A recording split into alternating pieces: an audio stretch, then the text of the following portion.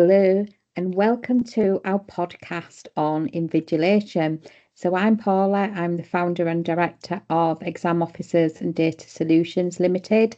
After working in the exams arena for many years, I set up the company 7 years ago, and we support centres across the UK and indeed globally with exams office support, training, and centre services. And I'm delighted today to be joined by Graham. So, Graham, do you want to just give us a little bit about your background? Yes, thank you, Paula. Yes, hi, I'm Graham. I'm a newbie to Invigilation. I started my career as a teacher, modern languages for 5 years, and then switched over into different things like IT, and then I became a business consultant for quite a long number of years before semi-retiring from that. And in the last 5 to 10 years, I've actually done a lot of exams myself, so I'm experiencing it from the other side, as it were. Fabulous. So, what made you think of becoming an invigilator at this sort of stage, Graham? What appealed to you about the role? I think the first thing that made me think about it was simply that experience of, as I'm sure we all have, is that we know what invigilators, or we think we know what invigilators did when we sat exams a long, long time ago, and that I'm sure is completely and utterly different now. But then nowadays, when you sit an exam, it is a very different experience, and feeling it from the candidate's perspective again is quite revealing. And I think what drives me to it actually now is it's a belief in the exam system, really, in the exam system of testing things, and it has pluses and minuses, but I still believe it's going to be with us for a while, and if it is, then we need to make it the best possible experience it can be for people who are having to sit exams. And it is a stressful experience, and the more that we can kind of reduce the stress of the sitting the exam on the day by making sure the environment's right, making sure things run smoothly, and being attentive as an invigilator. And for me, it's about giving the candidates the best opportunity to show what they can do and where their skills are and what knowledge they have. It's not a role to do to if you want to be in the limelight all the time, because your role is really to make sure that nothing happens that will disturb or in some other way divert candidates from the task in hand. It's about fairness for me, I think.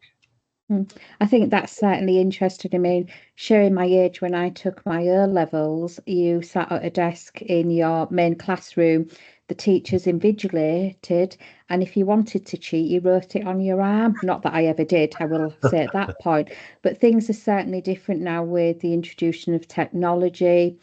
And you see the statistics that are released after the main summer exam season every year about the amount of students and indeed staff that have sanctions implied against them due to something that's happened within the exam room. And it's to give all students that equal opportunity. And I think invigilation is a great way as well for people to make more money, to make a bit of extra money in the world we live in, where, our purses are being pulled tight. It's great for people to work around other commitments and is really a quite flexible way of working. So, how did you come across our course, Graham, and what did you think of it? No pressure. Thank you.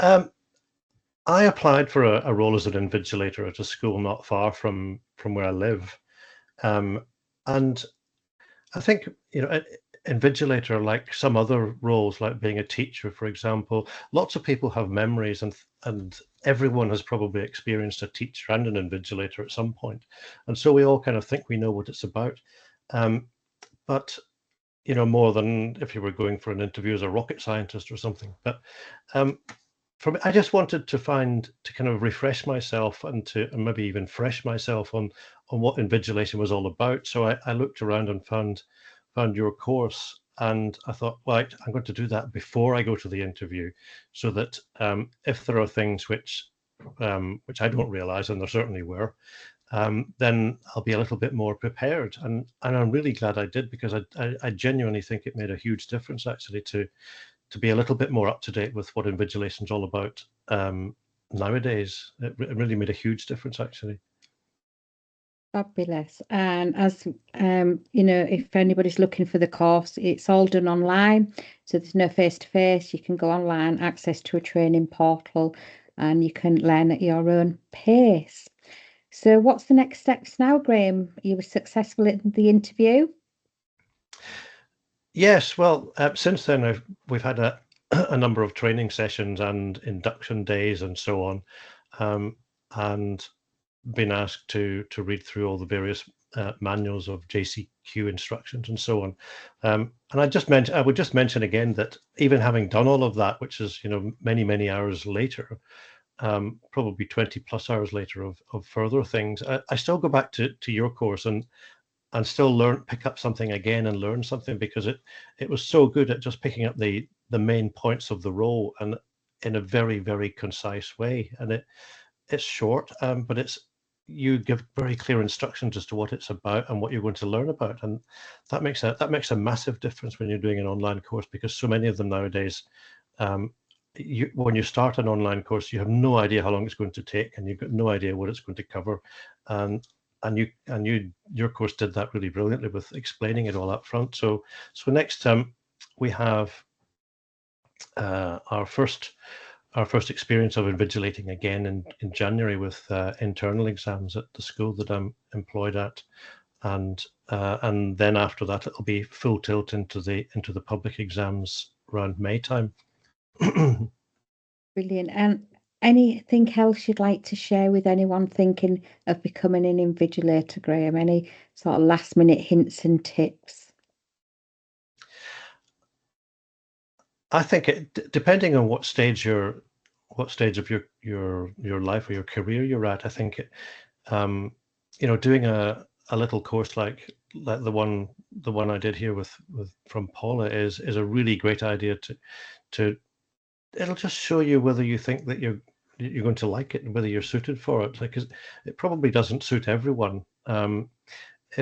It's no good for you if you have a kind of relaxed attitude to time and punctuality, for example.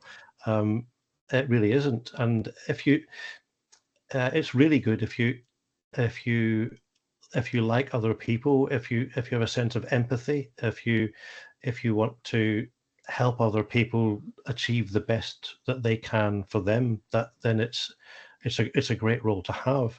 And I think the first thing I would say to anybody thinking about it is that it really, really isn't just about throwing out exam papers on wooden desks and then wandering up and down, aimlessly staring out of the window or anything else. It really, really isn't that anymore. And it's much more about being ultra attentive and trying to anticipate needs. It's looking for things, potential issues before they happen and stopping them from happening. It's creating that kind of swan effect of paddling furiously under the water but appearing to glide. So it's for someone who's attentive to detail, who likes helping other people achieve, then I think it's a great thing to do. Brilliant. Yeah, I know schools and colleges really struggle to appoint to the invigilation role. So if it is something you're interested in, I would recommend, checking out the website of your nearest school, college, see if they've got vacancies. Sign up to our course. It's £35, £39 was flat.